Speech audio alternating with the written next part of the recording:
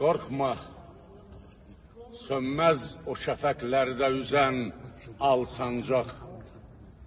Sönmədən yurdumun üstündə yanan ən son ocaq. O mənim millətimin ulduzudur parlayacaq.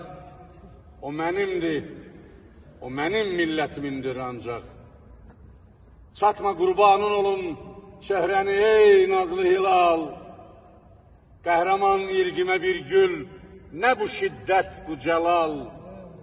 Sənə olmaz tökülən qanlarımız sonra halal. Haqqıdır haqqa çatan millətimin istiqlal. Mən əzəldən bəridir hür yaşadım, hür yaşarım. Hansı çılğın mənə zəncir vuracaqmış, şaşarım.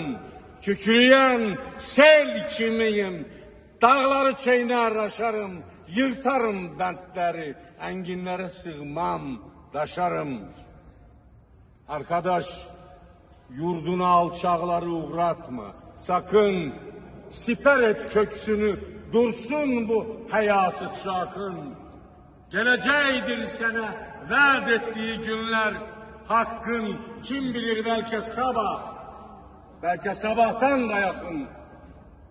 Bastığın yerləri topraq deyərək keçmə, tanı.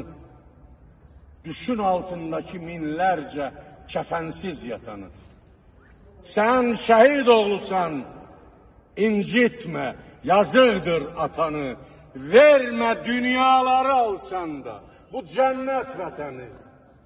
Kim bu cənnət vətənin uğruna olmaz ki fəda? Şühəda fışqıracaq, torpağı sıxsan şühəda. Canı, cananı, bütün varımı alsın da xuda.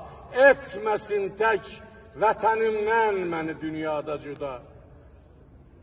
Ruhumun səndən ilahi budur ancaq diləyi.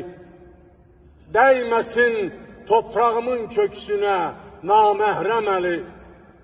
O əzanlar ki, şəhadətləri dinin təməli, əbədi yurdumun üstündə mənim inləməli. Cilvələn səndə şəfəqlər kimi, ey şanlı hilal, olsun artıq tökülən qanlarımın həbsi halal.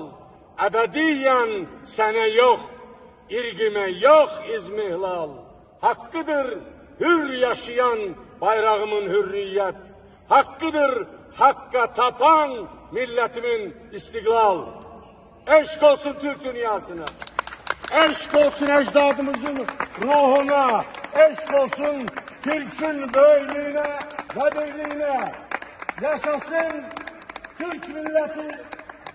Karşılasın evlatlarını yarılacak Turan devleti. Türk'ün birliği.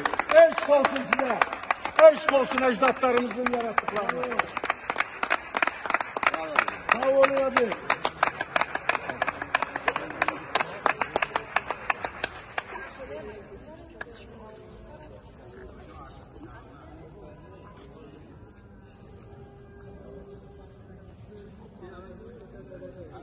Можно какой-нибудь народный песню?